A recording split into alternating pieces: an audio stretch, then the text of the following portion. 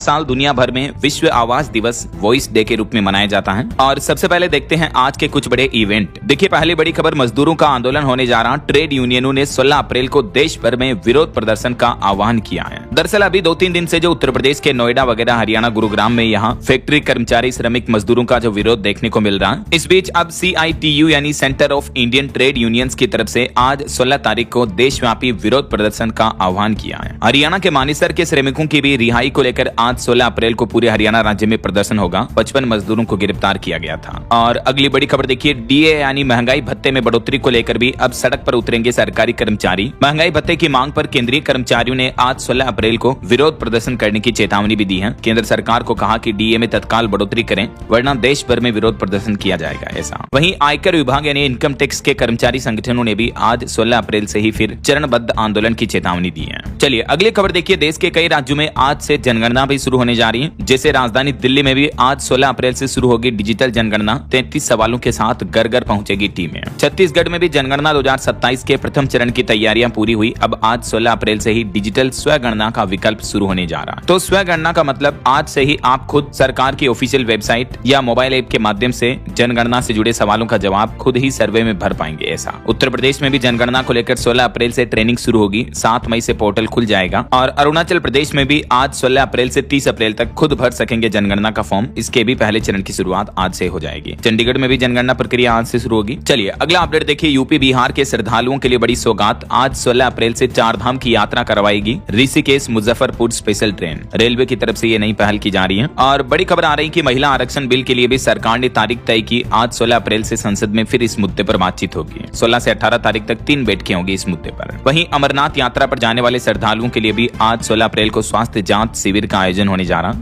और यूपी की योगी सरकार का एक और बड़ा फैसला देखिए, 16 से 20 अप्रैल तक स्कूलों को बनाया जाएगा महिला सशक्तिकरण का केंद्र। यूपी सरकार नारी शक्ति वंदन अधिनियम 2023 पर राज्यव्यापी जागरूकता अभियान शुरू करने जा रही है। जो केंद्र सरकार राजनीति में महिला आरक्षण लागू करने जा रही है, तो इस मुद्दे पर अब स्कूलों में नारी शक्ति केंद्र के निर्माण होंगे और महिला आरक्षण को लेकर स्कूलों में जागरूकता फैलाई जाएगी यूपी में आज से, है ना। और वहीं खबर है दोस्तों, देश के कई राज्यों में आज से हवाई सफर भी महंगा होने जा रहा। ये बढ़ा हुआ किराया 1 मई से ही लागू माना जाएगा। और मौसम विभाग की भी चेतावनी है। नया पश्चिमी विक्षोभ सक्रिय होने के चलते अगले 36 घंटों के अंदर देश के 13 राज्यों में बारिश और तूफान की चेतावनी। 80 किलोमीटर प्रति घंटा की रफ्तार से तेज हवाएं भी चलेगी। तो आगे मैं आपको बताऊंगा और भी पूरे मौसम समाचार विस्तार से। फिलहाल आगे बढ़ते हैं खबरों में। सबसे पहले अमेरिका, इजराइल, ईरान जंग से जुड़े कुछ बड़े अपडेट देख लेते हैं। अभी एक दिन पहले आपको बताऊंगा प्रधानमंत्री नरेंद्र मोदी और डोनाल्ड ट्रंप के बीच फोन पर बातचीत हुई। तो उसके बाद खबर आती कि होर्मुज पर ट्रंप ने कब्जा कर लिया। यहाँ 10,000 अमेरिकी सैनिक भी तैनात कर दिए। अमेरिका का कहना है कि ईरानी तेल वाले चीनी जहाज भी अब होर्मुज पर रोके जाएंगे। होर्मुज रूट पर डोनाल्ड ट्रंप ने कब्जा करते हुए अपने 10,000 सैनिक तैनात कर दिए। और उन्होंने ये भी कहा कि पिछले 24 घंटों में कोई जहाज नहीं गुजरा। यहाँ तक कि कल दिन में तो एक चीनी टैंकर भी होर्मुज से गुजरने वाला था, लेकिन वो भी अमेरिकी नाकाबंदी तोड़ने में नाकाम रहा। मेथेनॉल लेकर UAE से आ रहा था ये टैंकर, लेकिन अमेरिका की वॉरशिप ने चेतावनी दी, उसके बाद वापस मुड़ गया। यानी चाइनीज जहाज भी अब ट्रंप के इस नाकाबंदी के बाद होर्मुज रूट को पार नहीं कर पा रहे हैं। लेकिन देर रात ईरान से ये अच्छी खबर आती है कि दुनिया के लिए ट्रंप ने खुद ही होर्मुज का रास्ता खोलने का ऐलान कर दिया। और अब खबर आ रही कि अगले महीने मई में चाइना के राष्ट्रपति शी जिनपिंग और अमेरिकी राष्ट्रपति डोनाल्ड ट्रंप की भी मुलाकात हो सकती है। हालांकि ट्रंप का यह कहना कि होर्मुज अब मैं खोलने जा रहा हूं, लेकिन फिलहाल किन किन देशों के लिए वो खोलेंगे इसको लेकर डिटेल जानकारी अभी तक उन्होंने जारी नहीं की है। और इटली के प्रधानमंत्री मेलोनी को लेकर भी ट्रंप बोले कि मेलोनी इस जंग में साथ नहीं है, तो शांति की बात करना बेकार है। उन्होंने कहा कि अगर ईरान को परमाणु हथियार मिले तो 2 मिनट में इटली को उड़ा देगा वो। अभी एक दिन पहले जो इटली की PM मेलोनी ने कुछ बयान दिए थे शांति वार्तालाप को लेकर, तो उसी पर ट्रंप ने उनको ये जवाब दिया। इस बीच बड़ी खबर आती है कि ईरान ने अब 3 समुद्री रास्ते बंद करने की भी धमकी दे दी। कहा कि होर्मुज में नाकाबंदी अगर जारी रही तो रेड सी, ओमान सागर और पर्शियन गल्फ में हम व्यापार रोकेंगे, क्योंकि ये भी होर्मुज रूट की ही तरह संकरे समुद्री रास्ते हैं जहां से दुनिया भर के कई देशों में तेल के जहाज आते जाते हैं, व्यापार होता है। तो क्योंकि अब होर्मुज रूट पर तो ट्रंप कब्जा कर चुके, नाकाबंदी करके बैठे हैं वहाँ, तो ईरान ने कहा कि अब हम इन 3 रास्तों को बंद करेंगे। इन रास्तों पर फिलहाल ईरान का आधिपत्य है। ईरान ने दुनिया के 3 अहम समुद्री रास्ते बंद करने की अब धमकी दे दी है। ईरान का कहना कि अगर अमेरिका ने होर्मुज और उसके बंदरगाहों पर नौसैनिक नाकाबंदी जारी रखी तो हम इन तीनों रास्तों में समुद्री व्यापार को पूरी तरह से बंद कर देंगे। ऐसा तो इससे दुनिया भर में और ऑयल क्राइसिस देखने को मिल सकता है, तेल गैस वगैरह की कीमतें बढ़ सकती हैं। चलिए अगली बड़ी खबर देखिए, एक चौंकाने वाली रिपोर्ट सामने आ रही कि आखिर चीन ने बिना हथियार बेचे ईरान को कैसे मजबूत किया। तो इस पर कई मार्केट एक्सपर्ट्स का यह कहना है कि चाइना ने खुद ईरान को मिसाइल बनाने की टेक्नोलॉजी दी। जब अमेरिका ने ईरान पर इस मामले मामले में बैन लगा दिया था, तो चाइना ने छुपकर मदद पहुंचाई थी ईरान को मजबूत करने के लिए, ताकि वो अमेरिका को टक्कर दे सके। ऐसा वहीं इधर डोनाल्ड ट्रंप का कहना कि होर्मुज के बाद अब मलक्का स्ट्रेट पर हमारी नजर है। इसके लिए अमेरिकी सरकार ने इंडोनेशिया के साथ एक रक्षा समझौता भी साइन किया है। अमेरिकी सैन्य विमानों को इंडोनेशियाई इलाके में जाने की भी इजाजत दे दी है। और ये जो मलक्का स्ट्रेट है, ये भी होर्मुज स्ट्रेट की तरह एक महत्वपूर्ण रास्ता है। ऐसा और होर्मुज रूट को लेकर कुछ अंतर्राष्ट्रीय कानूनों का भी पेच फंसा हुआ है, क्योंकि अमेरिका और ईरान दोनों इस होर्मुज रास्ते को लेकर अलग अलग समुद्री नियम बता रहे हैं। दोनों देश इस महत्वपूर्ण समुद्री मार्ग के संचालन के लिए अलग अलग अंतर्राष्ट्रीय कानूनों का हवाला दे रहे हैं। यही वजह कि इस रूट पर अभी भी पेच फंसा हुआ है कि आखिर ये रूट किसका है, इस पर किसका अधिकार होगा और किसके नियम कानून कायदे लागू रहेंगे। तो इस बात को लेकर भी अंतर्राष्ट्रीय लेवल पर टकराव बना हुआ है। और वहीं खबर है कि सऊदी अरब, कतर और तुर्की की यात्रा पर जाएंगे पाकिस्तान के प्रधानमंत्री शहबाज शरीफ। अमेरिकी राष्ट्रपति डोनाल्ड ट्रंप ने उनके नए घटनाक्रम सामने आने के संकेत भी दिए हैं। तो वहीं इधर अमेरिका और ईरान के बीच वार्तालाप बातचीत में भी नई हलचल देखने को मिली। पाकिस्तान के जरिए संदेश आदान प्रदान करने का दावा किया जा रहा है। और उधर गाजा में संघर्ष अभी भी जारी है। और एक रिपोर्ट तो ये भी आ रही कि ट्रंप को भी ये ईरान के साथ जंग युद्ध जो है भारी पड़ रहा है। खुद अमेरिका ने इस बात को माना कि उनका जो लापता हुआ था MQ-4C ट्राइटन, वो ड्रोन क्रैश हुआ था। अब तक अमेरिका के 25 बड़े ड्रोन क्रैश हो चुके, नुकसान हो चुका है इस युद्ध में। और ईरान युद्ध पर डोनाल्ड ट्रंप की धमकी से ब्रिटेन के प्रधानमंत्री कीर स्टारमर भी भड़क गए। वो बोले कि यूके नहीं बनेगा इस युद्ध का हिस्सा। और खबर है कि अमेरिका को अब IAEA का भी साथ मिला। कहा कि ईरान के परमाणु कार्यक्रम की पूरी तरह से जांच होनी चाहिए। IAEA जो कि अंतर्राष्ट्रीय परमाणु ऊर्जा एजेंसी है, उसके प्रमुख का भी ये ट्रंप के फेवर में बयान देखने को मिला। तो ये दोस्तों अभी दुनिया में चल रही जंग के लेटेस्ट अपडेट रहे। और चलिए आगे बढ़ते हैं अपन खबरों में। देखिए, भारत के पर्सपेक्टिव से भी खबर आ रही कि भारत और अमेरिका के बीच ट्रेड डील पर जल्द ही बातचीत फिर से शुरू होगी। भारतीय डेलीगेशन अगले सप्ताह अमेरिका की राजधानी वॉशिंगटन के लिए रवाना हो सकते हैं। और इस दरमियान भारत अमेरिका के बीच नए टैरिफ स्ट्रक्चर पर भी बातचीत होगी। और कहीं न कहीं युद्ध के हालातों का असर भारत की GDP इकोनॉमी ग्रोथ रेट पर भी देखने को मिल रहा है। देखिए, रिपोर्ट भारत की इकोनॉमी में बड़ी गिरावट देखने को मिली। 6ठे नंबर पर आया हमारा देश। वजह डॉलर के मुकाबले रुपये में बड़ी गिरावट हुई। ब्रिटेन अभी 5वें नंबर पर पहुंच चुका है। और जब से जंग शुरू हुई उसके बाद भारत दुनिया की 6ठी सबसे बड़ी अर्थव्यवस्था बन चुका अभी वापस, जबकि पहले 3रे नंबर पर आ गया था इंडिया इन इकोनॉमिक के नंबर्स के आंकड़ों में। राइट, कहीं न कहीं हमारे देश का रुपया तो कमजोर हो ही रहा है, इसके साथ साथ महंगाई भी बढ़ रही है। देखिए, होलसेल महंगाई की भी रिपोर्ट सामने आ रही कि बीते महीने थोक महंगाई दर पिछले 38 महीनों में सबसे ज्यादा रही। मार्च में 3.88% पर पहुंच चुकी है। इसके पीछे वजह यह कि रोजाना की जरूरत का आम आदमी के लिए डेली लाइफ का सामान महंगा हुआ। फ्यूल, पेट्रोल, डीजल, हवाई ईंधन वगैरह सब कुछ महंगे हो चुके हैं,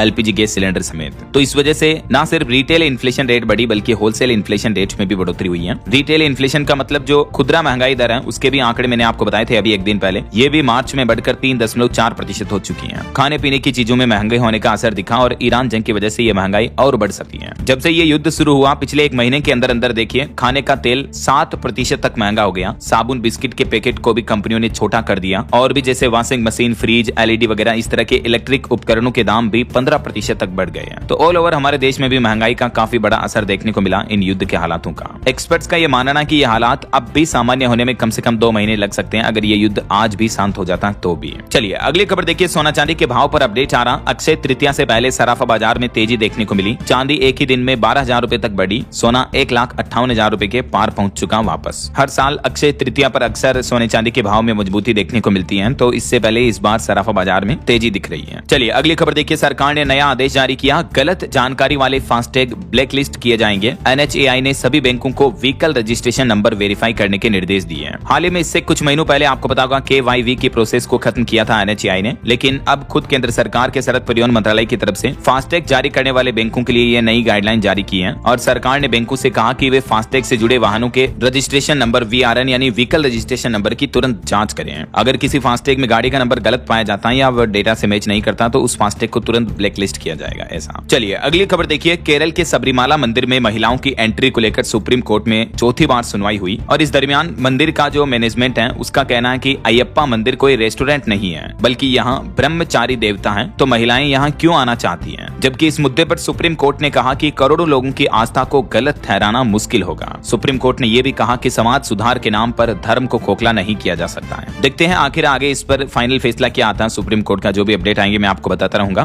फिलहाल देखिए अगली खबर, दुनिया में चल रही जंगी हालातों के बीच अब सरकार नया प्लान कर रही है। पाकिस्तान और चीन के खिलाफ तीनों सेनाओं की 2 संयुक्त कमान बनाई जाएगी। 3 थिएटर कमान का ब्लूप्रिंट बनकर तैयार हो चुका है। वाइस CDS का पद भी बनेगा। जी हाँ, केंद्र सरकार तीनों सेनाओं के स्ट्रक्चर में यानी सेनाओं के ढांचे में बड़ा बदलाव करने जा रही है और इसके तहत तहत अब थल, वायु और नौसेना तीनों संयुक्त रूप से थिएटर कमान के तौर पर काम करेगी। भविष्य में पाकिस्तान और चाइना जैसे खतरों से निपटने के लिए सरकार का यह नया प्लान है। अगले 2 साल का रोड मैप बनाकर तैयार किया रक्षा मंत्रालय की तरफ से। चलिए खबर देखिए, प्रधानमंत्री नरेंद्र मोदी ने बीते दिन कर्नाटक राज्य का दौरा किया और यहाँ अपने संबोधन में उन्होंने लोगों से 9 संकल्प लेने की अपील की। पीएम बोले कि पानी बचाएं, प्राकृतिक खेती करें। कर्नाटक में वोक्कालिगा समुदाय के मंदिर का उद्घाटन भी किया प्रधानमंत्री ने। ये कुछ तस्वीरें आप देख सकते हैं। और वहीं दोस्तों, महिला आरक्षण को लेकर भी अब विपक्ष का कहना है कि हम भी महिला आरक्षण के साथ हैं, लेकिन परिसीमन के खिलाफ हैं। इस बिल पर अब आज सदन में फिर से चर्चा होगी। कांग्रेस अध्यक्ष मल्लिकार्जुन खड़गे ने कहा कि लोकसभा की सीटें बढ़ाने के खिलाफ वोट करेंगे। दरअसल अभी एक दिन पहले आपको पता होगा, सदन में लोकसभा सीटों को 543 से बढ़ाकर 850 करने का प्रस्ताव रखा गया, जो कि 2029 से ही ये बढ़ी हुई सीटें लागू होगी। हालांकि दक्षिण राज्यों का कहना है कि हमें सीटें बढ़ाना मंजूर नहीं है। तेलंगाना के मुख्यमंत्री ने तो इस मुद्दे को लेकर पीएम को एक चिट्ठी भी लिखी है। लेकिन केंद्र सरकार का कहना है कि 2029 से ही जब महिला आरक्षण लागू होगा, उस दरमियान लोकसभा की सीटें 850 होगी। जनगणना और परिसीमन से तय होगी लोकसभा और विधानसभा की सीटें। तो सरकार जो ये प्लान कर रही है केंद्र सरकार, विपक्ष का कहना है कि हम इस परिसीमन के विरोध में हैं, महिला आरक्षण के विरोध में नहीं है। ऐसा प्रधानमंत्री नरेंद्र मोदी ने अपने संबोधन में कहा कि हम 2029 के चुनाव में बेटियों को उनका हक देकर रहेंगे। तो ये महिला आरक्षण को लेकर मुद्दा चल रहा है। और दोस्तों, पॉलिटिक्स के कुछ और अपडेट देखिए। पश्चिम बंगाल की मुख्यमंत्री ममता बनर्जी बोली कि अगर हिम्मत है तो मेरी गाड़ी रोज चेक करें। पीएम गृह मंत्री की गाड़ी भी चेक करके दिखाएं, सेंट्रल मिनिस्टर पैसा लेकर आते हैं। पश्चिम बंगाल के चुनावी दौरों और जनसभाओं को लेकर ममता बनर्जी ने ये आरोप भी लगाया है केंद्र सरकार पर। वहीं इधर बिहार की राजनीति में देखिए, नए मुख्यमंत्री बन चुके हैं सम्राट चौधरी, जो कि गृह मंत्रालय समेत 29 विभाग संभालेंगे। जेडीयू के पास 18 विभाग रहे हैं। मुख्यमंत्री से मिलने पहुंचे विजय सिन्हा समेत बीजेपी और जेडीयू के कई विधायक भी। अब बिहार में चलेगा मोदी और नीतीश मॉडल। मुख्यमंत्री बनते ही सम्राट चौधरी ने पहला बड़ा ऐलान ये किया। और खबर है कि पंजाब सरकार ने आम आदमी पार्टी सांसद राघव चड्ढा की सुरक्षा भी अब छीन ली। आम आदमी पार्टी ने दावा किया कि उन्हें केंद्र सरकार से Z+ सिक्योरिटी मिलेगी। पूछा कि सांसद हमारा तो ये मेहरबान क्यों है। हाल ही में आपको पता होगा, राघव चड्ढा से राज्यसभा में बोलने की ताकत छीनने के बाद काफी कंट्रोवर्सी हुई थी। अब आम आदमी पार्टी ने उनकी सुरक्षा भी हटा दी है। वहीं केजरीवाल शराब घोटाले में खुद के केस की पैरवी करने कोर्ट पहुंचे और इस दरमियान उन्होंने कहा कि जज के बच्चे सॉलिसिटर जनरल के साथ काम करते हैं, ऐसे में जज उनके खिलाफ आदेश कैसे दे पाएंगे। सीबीआई के वकील हैं तुषार मेहता।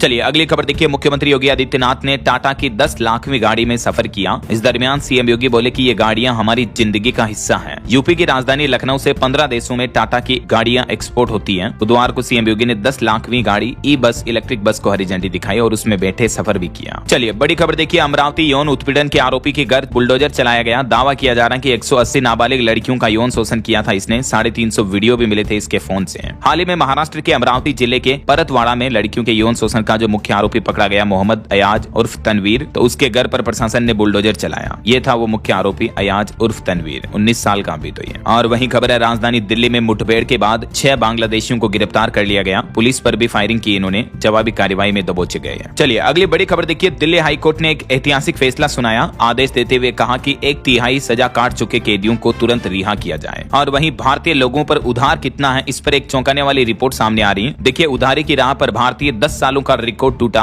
इंडियंस की जीवन शैली, लाइफस्टाइल और एसेट्स के लिए बढ़ रहा है पर्सनल लोन और क्रेडिट कार्ड का चलन भी। ये कुछ डेटा आप देख सकते हैं फाइनेंशियल ईयर 2016 से लेकर 2025 तक। अब तक क्रेडिट कार्ड, पर्सनल लोन वगैरह में कितनी बढ़ोतरी देखने को मिली है। चलिए, सरकारी कर्मचारियों के लिए मध्य प्रदेश हाईकोर्ट ने बड़ा राहत भरा फैसला सुनाया। मध्य प्रदेश में संविदा कर्मियों को हाईकोर्ट से यह राहत मिली। 10 साल की सेवा का हक मिलेगा। न्यूनतम वेतन समेत अन्य लाभों से भी वंचित नहीं रहेंगे अब संविदा कर्मचारी। एमपी की जबलपुर हाईकोर्ट की तरफ से आउटसोर्स अंशकालिक या संविदा कर्मियों को ये बड़ी राहत दी है और उन्हें भी अब परमानेंट नौकरी तो नहीं, लेकिन कम से कम 10 साल की सेवा का लाभ मिलेगा ऐसा। अच्छा, इसके अलावा मध्य प्रदेश के हजारों सरकारी कर्मचारियों के लिए भी अच्छी खबर है। उनका डीए यानी महंगाई भत्ता 5% बढ़ चुका है। इसी महीने अप्रैल की सैलरी से ये फायदा मिलेगा और एरियर भी 6 किस्तों में जारी कर दिया जाएगा। रिटायर्ड कर्मचारियों को एक मुश्त भुगतान किया जाएगा। मध्य प्रदेश की मोहन यादव सरकार ने 6ठा वेतनमान पा रहे करीब 40,000 कर्मचारियों अधिकारियों को ये बड़ी राहत दी है। उनके महंगाई भत्ते में 5% की बढ़ोतरी कर दी है, जबकि 7वें वेतनमान वाले कर्मचारियों का डीए पहले ही 3% बढ़ा चुकी है एमपी सरकार। चलिए अगली बड़ी खबर देखिए। नेपाल सरकार के नए नियमों से भारत में हड़कंप समझ गया। अब 100 रुपए से ज्यादा के सामान पर भंसार अनिवार्य होगा। ये भंसार क्या है, एक तरह का शुल्क टैक्स लगेगा। अब नेपाल सरकार ने 100 रुपए से ज्यादा के मूल्य के सामान पर भंसार शुल्क अनिवार्य कर दिया है, जिससे कि भारत नेपाल सीमा पर व्यापार प्रभावित होगा। इस नए नियम से व्यापारियों और आम उपभोक्ताओं की चिंता बढ़ गई है, क्योंकि अब उन्हें छोटी से छोटी खरीदारी पर भी अतिरिक्त शुल्क टैक्स देना होगा।